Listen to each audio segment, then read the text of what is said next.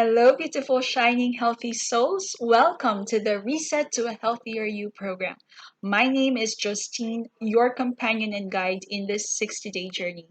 For those who have stumbled upon this video, I invite you to click on the link above or in the description box to learn more about the Reset to a Healthier You program. With that said, let's continue with this week's video. What is the secret to making a lasting change in our lives? Well, the usual way for us whenever we aim to change something or about ourselves or about our lives follows the model of do, have, be. It's asking the question, what do I need to do to have this so that I can be this? In this approach, we need to exert a lot of effort and sometimes even struggle through to continue in what we are doing just so we can sustain what we have achieved.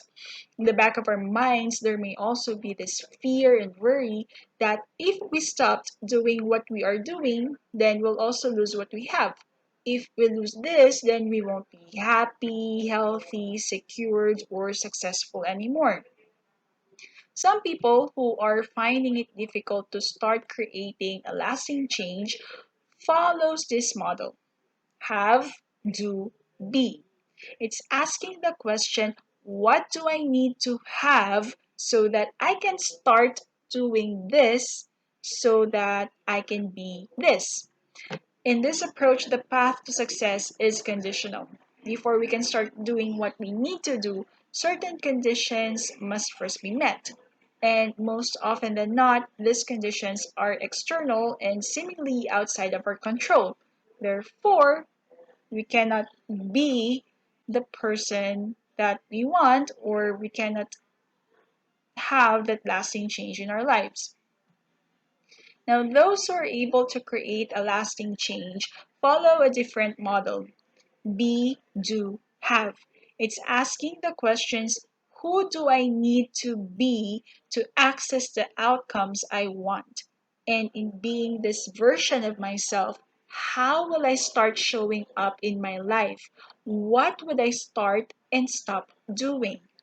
The having takes care of itself as we continuously and consistently show up as our becoming. In this approach, we first go straight to the core of our being, focusing on shifting our identities. But this is not really about changing our belief systems. This is not about forcing ourselves to believe something we think we are not. This is about choosing who we need to become and aligning our thoughts, feelings, and actions with this version of our ideal self. The results that we want to have are, in most cases, natural byproducts of this alignment. Now, the problem with some of us who are finding it difficult to achieve the change that we want is that there is a conflict between our desires and how we have been conditioned or how we are conditioning ourselves. And so, in going straight to the core of our being, in starting with shifting our identity, we are taking away that conflict because if we are showing up as this person, then it follows that our thoughts, feelings, and actions align with this identity. Okay, so for week two, we're going to focus on connecting with a healthier version of ourselves. Now, to be able to connect with our healthier selves, we must first define what it means to be healthy. Here's the thing though, when you look at the definitions of healthy and even health in the dictionary or in the web, here's what you'll find. Merriam-Webster defines healthy as enjoying good health, free from disease, and showing physical, mental, or emotional well-being. The World Health Organization defines health as a state of complete physical, mental, and social well-being, and not merely the absence of disease or infirmity. Looking at these definitions, we can see how vague these definitions of healthy and health are. It's very much open to interpretation, right? So um, when we look around the web, different sources, like we can see that there are also many guidelines on how to become healthier. Now, this is great, of course, but then again, the following, like when we follow these guidelines, somehow we also adopt their perspective of what a healthy person is. Another thing that is worth mentioning is that when it comes to health, it seems like what immediately comes to mind is anything related to our physicality with our body, which is fair because that's how we have been taught and conditioned. However, we do need to expand our perspective when it comes to our health and look at all aspects of ourselves. At the very least, we need to consider our physical, mental, and emotional well being. If we consider the World Health Organization's definition, then we are also asked to look at our social well being, how we are relating with other people. Now, personally, I would also include spiritual well being for a more holistic view on health and wellness. While doing my research, I also came across a resource that identified holistic health and wellness sustained by 8 pillars: the physical, nutritional, emotional, social, spiritual, intellectual, financial, and environmental.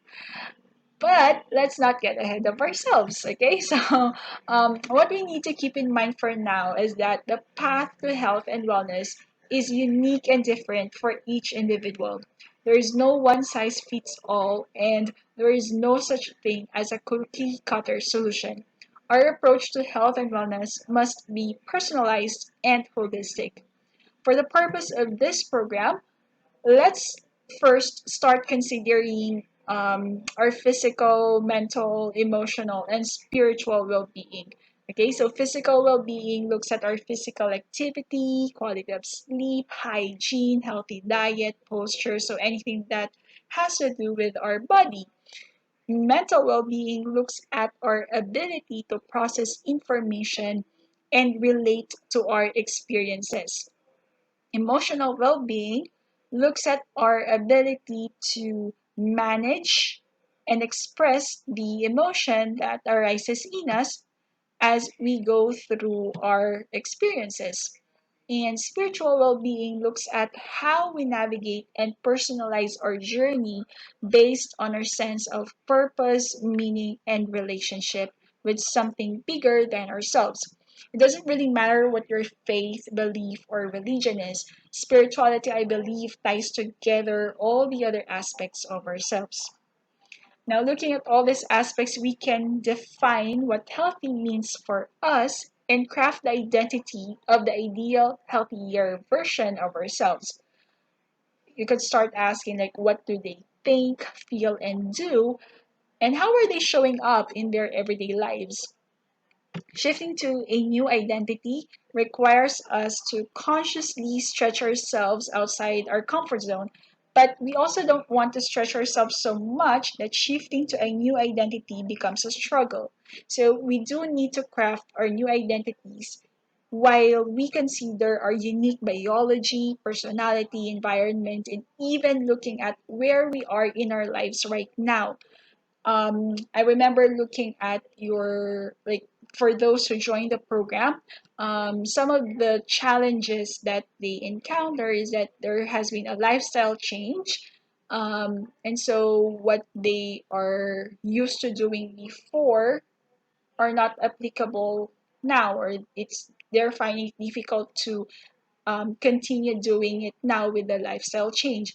And that's natural, that's okay. So now the challenge or the invitation for you is to look at where you are in your life right now and see what can you, like, how can you show up as your healthier version, as your healthier self, um, considering like your current lifestyle. Okay. Next. Okay. So after crafting our new identity, we can start adopting the qualities and start showing up as our ideal healthy selves. In consistently showing up as our ideal healthy selves, we are gathering proofs in our minds and confirming our becoming. Okay, so note that this will be a process of continuously repeatedly choosing this new identity. We need to go through a period of transition of disidentifying from our old self and assuming our ideal self.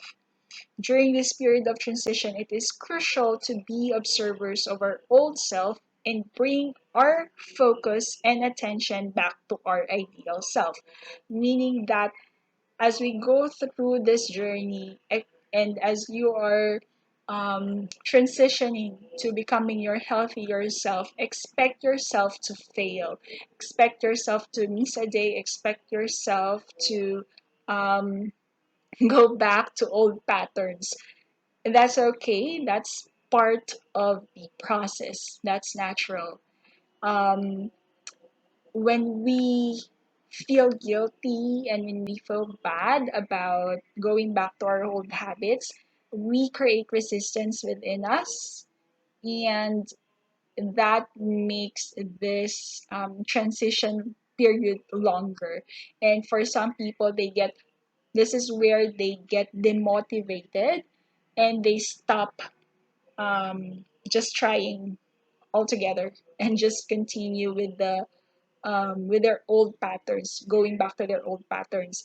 But if we, as early as now, if we accept in ourselves that we will go through this period of transition, that we will be, that there will be days where we will fall back into our old habits and be okay with that and see that as a natural part of the process, then the period of transition will be shorter and it will be easier.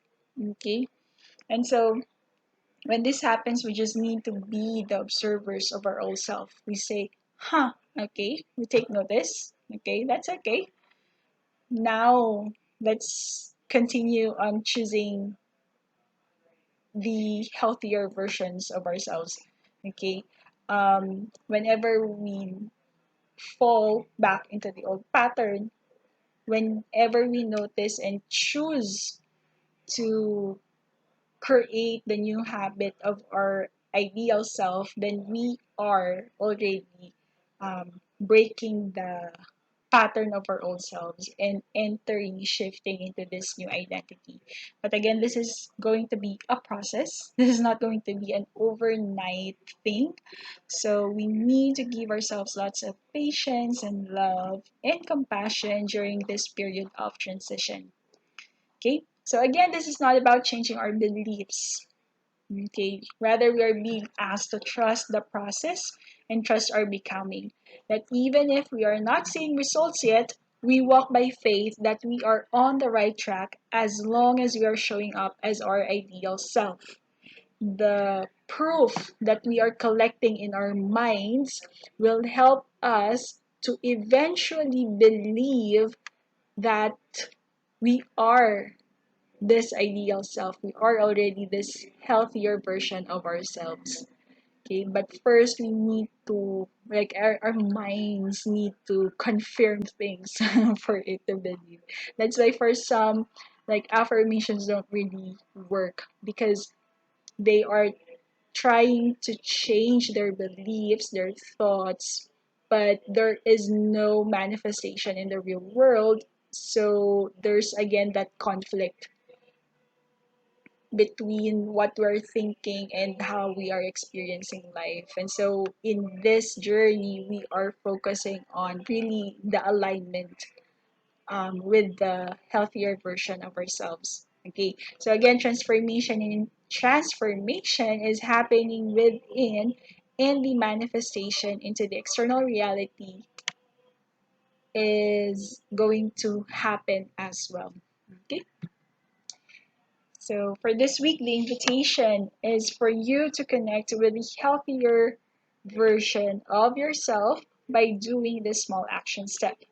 Each day, notice how you are being invited to step into a healthier version of yourself and write down one quality or attribute of your ideal healthier self. Now, how will this look like? So you can start by asking yourself, what does my ideal healthy self think, feel, and do? How is my ideal healthy self showing up? While you may look outside for inspiration, I would highly encourage you to really spend time connecting with your healthier self. Because believe it or not, that version of yourself does exist and is already existing within you. Our desires give us a glimpse of this untapped potential within us. So in creating your list, consider the following. Instead of writing down an ideal weight, think of what having an ideal weight would mean for you. For example, you'll feel more expansive, you'll be more confident. Instead of saying that your ideal self is doing exercise or working out, think of how moving your body regularly will affect you. For example, you'll feel lighter, have more energy throughout the day. And instead of thinking about following a certain diet or thinking about how changing your think about sorry think about how changing your eating habits will affect you. Like for example, eating food that nourishes my body and support my body's longevity and vitality.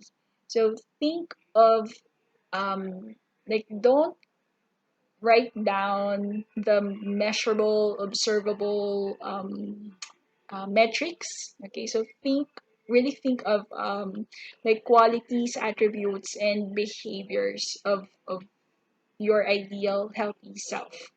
Okay, so let's go to a quick journey walkthrough for this week.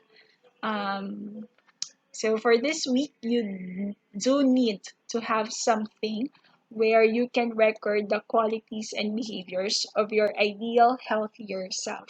So my personal preference is longhand, so paper and pen. Um, but if you don't have it on hand, like you can type it on your cell phone, record yourself on your cell phone, like whatever way, as long as you can record those qualities and behaviors. Okay, so again, we always start our days with setting an intention and how we want to show up in our lives. So for this week, the intention is today I am connecting with my healthier self. Today, I am connecting with my healthier self. And then commit to do your one small action step every single day, but with a twist. Okay? So last week, your small action step is to dedicate 1 minute to sit in stillness and breathe. For this week, I would like to invite you to stack last week's habit with last week's action step with this week's action step.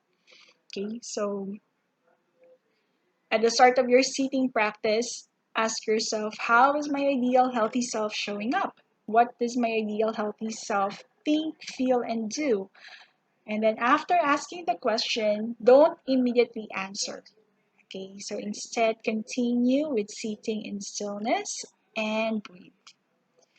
And as you're sitting, imagine yourself opening up the communication between you and your ideal healthy self. Don't force anything, just allow yourself to be in this space of openness and curiosity. Notice if there are any words or images that arise. After your practice, be sure to capture these words and images in writing or recording it, okay? So it might also be the case that nothing will come up during your seat or immediately after it, and that's totally okay. The answer may come as you go through your day. So notice how your body communicates with you throughout the day. Like for example, okay, for myself personally, I noticed that whenever I eat sugar or eat processed foods, like I feel I don't really feel good. Like I feel heavier, I feel bloated, I feel like there's this just uneasiness within my body. And so that gives me a clue that my healthier self prefers to eat a more wholesome food, not really about not eating sugar or lessening sugar and consuming processed foods. So that's one of the qualities of my healthier self. She is eating wholesome food because it nourishes her body and it makes her feel more energetic and expansive. Okay, so notice those subtle um, sensations in your body as you're going throughout your day while you're eating meals, doing certain activities, and all that. Okay, so again, the beauty of committing to just doing small action steps is that it's not as overwhelming for us. At the same time, it creates the space for doing more if you're feeling inspired and called to do so. Meaning, if you're feeling inspired to write more than one quality or behavior, then write to your heart's content. And if there are days when you can only think of one quality or behavior, then you're all good for the day.